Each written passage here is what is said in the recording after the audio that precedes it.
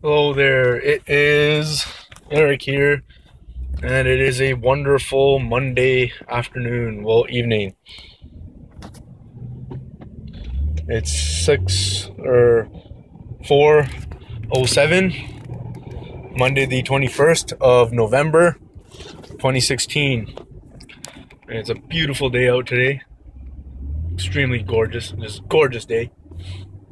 Anyway, sun is out, sun is shining. Yeah, I just wanted to do a quick update today.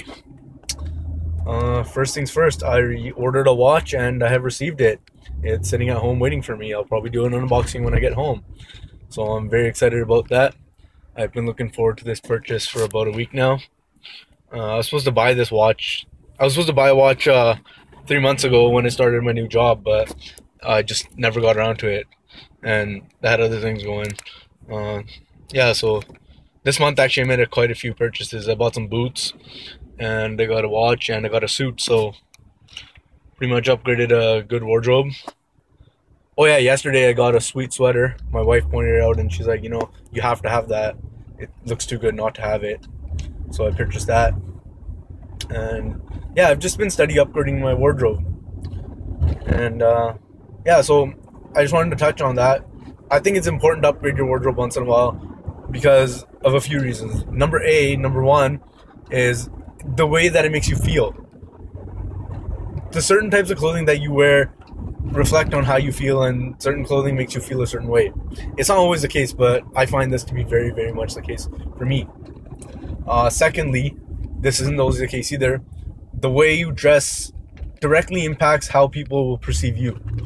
So over the course of the past couple of days, I've been kind of experimenting with this. So I'm usually pretty well dressed going to work. Like, I don't know, I'm dressed down today. I'm wearing a collared golf shirt and I'm wearing jeans. I'm wearing dress boots, and yeah, I normally wear that. But normally I wear like a button-up collared shirt with a belt and jeans and some boots and a watch. And I always make sure I wear a watch just because I like to know the time and I like watches, so it's good. Anyways, yeah, so I've just been experimenting over the past couple days. Normally what I would do is I'll go home and I'll change out of my work attire and just throw on some sweatpants and a pair of shorts. However, the past week or so I have not been doing that. In fact, I've been even dressing up, like grabbing a scarf and a nice jacket and layering up. One, because it's cold, and two, because I find my dress clothes extremely comfortable. So yes, it helps quite a bit. And yeah, so I've been noticing that people do. It's true. People respect you a little bit more. People take you more seriously. I got service faster at the restaurant. I was checked on. My food came out quicker, as opposed to some other people who weren't. The waitress, whoever it was, for whatever reason, she came to my table a little bit more, and she served me a little bit better. And this is human nature. We gravitate towards the things we find attractive and the things that are look appealing to us. Anyways, that's just a side note I wanted to throw in here. I always have a bunch of side notes. So my fucking tangents, always running off on tangents. That's how I speak. That's how I talk. Anyways, yeah, so I'm pretty excited about that. More importantly, I'm going to Mexico next week. On Tuesday, I'm leaving. So just a little over 7 days I'm leaving in, and I'll be back in a week. So it should be a good time. I don't know if I mentioned this on here yet. I don't really review my videos. I probably should. I mean, it's journaling. Some of it gets really redundant. Though it's less and less redundant because I haven't really been journaling that often. It's my sister's wedding. It's not my biological sister. It's my friend's sister. But, I've known her for, almost 20, no, not 20 years, but 15, approaching 20 years. So, forever, pretty much. These people are my family, so it's going to be a good time. It's going to be a very, very good time in Mexico. I've never had an itch to go to Mexico and much prefer to go to Asia and Europe and all that. But it should be a great time. And I've learned quite a few things before going there. Number one is you should get your immunizations, and it never occurred to me until about a week out, so I have to go get those done in a few days. This is a reminder, and I'm never going to look at it, but it's a reminder. Get your fucking immunizations before you travel, just in case I decide to look at this. uh, phone before that. Anyways, so yeah. And second, remember to tip. Remember to tip your service. Service, a little tip goes a long way. You slip your barmaid or your house cleaning lady a 20 before she even does anything for you, and she'll be infinite. She'll not infinite, but like she'll have some gratitude towards you because you've just given her such a big tip without even doing anything. So just doing that alone ensures that these people treat you better, and of course it's a fair trade. Like a small tip for some extremely good service, hell yeah, I'll take that any day.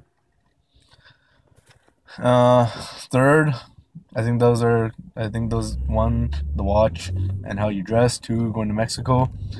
Three, my deadlift strength has been going up steadily. I haven't really been maxing out, but I've been doing sets of 2 once a week. Once a week I do sets of 2, and the other time of the week I do sets of 5 to 8.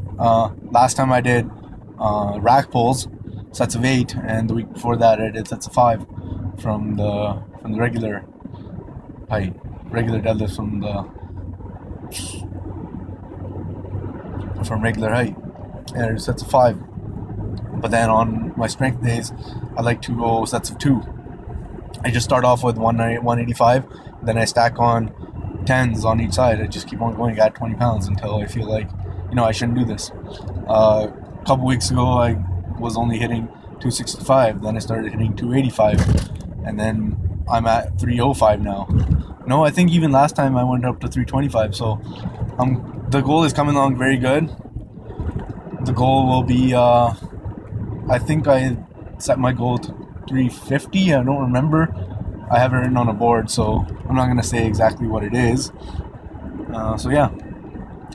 Anyways, I just wanted to make an update of a couple things going on in my life in case I ever decide to look back here. And for who the fuck watches, I don't think anybody. I think I got like one guy who tunes in. Forgot his username. Finds him entertaining, he says. But yeah, I think this is an excellent form of journaling. It sure beats having to write with a pen. Although writing is very, very important. I definitely, throughout the years, disregarded writing, but I'm recently picking up the more important aspects of it. I might actually buy a nice pen from Mastrop, and yeah, I've just been getting into more masculine, manly, adult hobbies. Like my love for watches started a couple years ago. I never really made any decent purchases, and now my first watch was actually given to me by my girlfriend. It was like a Guess fashion watch, and it was kind of shitty. I'm not gonna lie. She didn't know anything about watches. I didn't know anything about watches at the time. My first watch, and to be honest, though, to be quite frank, the bracelet is quite nice. The bracelet's heavy and nice. It's decent. It's a decent bracelet. I'm pretty sure it's a solid bracelet. It's a solid end-link bracelet. There's no, it's not that folded steel, that shitty shit. My second watch was my Fossil, which I got in Vegas, also with her.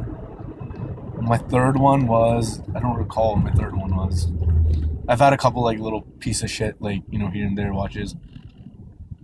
And then I got then for my my engagement gift, I got a Nixon 5130, 5120, forget which one.